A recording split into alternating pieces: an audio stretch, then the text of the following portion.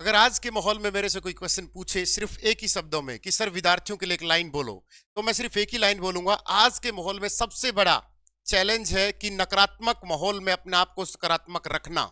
ये करोड़ों रुपए की लाइन है, लेकिन अगर मैं समझ में आए तो ऐसे हमारी कोई घटना घट रही जिसने लिखा है, सॉरी पापा, मैं मेरे पास कुछ नहीं बचा, मैं जा रहा हूं, सिर्फ एक दो तीन एग्जाम क्वालिफाई नहीं हुए और ये चल बसा। ये हमारे लिए निंदनीय है कि हम एक ऐसी व्यवस्था सही ढंग से नहीं कर पा रहे, कि हम बच्चों को मोटिवेट नहीं कर पा रहे कि बच्चा पेपर दे और क्वालिफाई ना हो। सबसे बड़ी प्रॉब्लम है हमारे आसपास की सराउंडिंग के जो लोग हैं, जो ये प्रेशर क्रिएट करते हैं बच्चे के ऊपर कि पेपर नहीं हुआ, रिश्तेदार कमेंट करेंगे, हमारे दोस्त कमेंट करेंगे।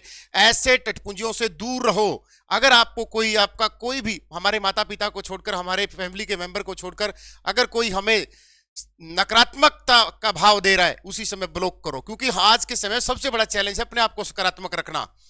दूसरी बड़ी बात कि जब आप कोचिंग लेते हो तो कोचिंग में कुछ ऐसा झोला दिया जाता है कि अगर आप हमें फीस दीजिए, हम आपका पेपर क्वालिफाई कराएंगे। गलत।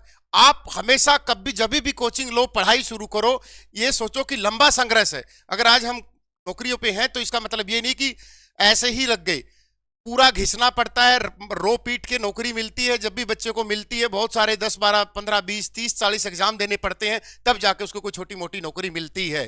तो हम हमारे माँ बाप के लिए उनकी फसल हैं। ऐसा मत सोचा करो कि पेपर नहीं हुआ तो हमको सुसाइड कर लेंगे। 6 महीने की कपास की फसल के लिए दिन रात किसान कितनी मेहनत करता है। कभी इसकी देखा है? गेहूं के सीजन में देखो अब कितनी ठंड पड़ रही है, इस ठंड में भी वो पानी लगा रहा है। इसी तरीके से हम तो हमारे माँ बाप की वो फसल हैं जो 25 साल से हमें तैयार कर रहे हैं। उन 25 साल की फसल जो हम बन के तैयार होते हैं और हम किसी छोटे से कारण की वजह से सुसाइड कर लेते हैं, ये गलत बात है। तो आने वाली पीढ़ियों को सीखना चाहिए कि लगातार संघर्ष का नाम ही जिंदगी है। हमारे जो हमसे जो पहले जो लोग हैं, या उनसे जो पहले लोग हैं, हमारे पूर्वज हैं, या हमसे जो हमारे सीनियर है जो जॉब पे नहीं लगे, क्या वो जीवन यापन नहीं कर रहे? वो भी अच्छे से जीवन जी रहे हैं। ऐसा नहीं कि हम 20-30 हजार या 40-50 हजार की जॉब, ये सोसाइटी के द्वारा बनाया गया एक माहौल है कि गवर्नमेंट जॉब है तो सब कुछ है, बाकी कुछ नहीं है। ये सब बकवास है। अगर हमारा पेपर क्लियर नहीं होता तो लगातार डटे रहना है, नहीं होता तो और बहुत सारे अल्टरनेट है। ऐसा नहीं कि हमारी फैमिली हमसे घर से निकाल देगी, हमें कुछ काम धंधा शुरू करवा देगी, हमारा क्या पता भगवान उससे भी अच्छा बिजनेस शुरू कर दे। तो हमेशा अपने आप को इस नकारात्मक माहौल में सकारात्मक रखने की कोशिश कीजिए।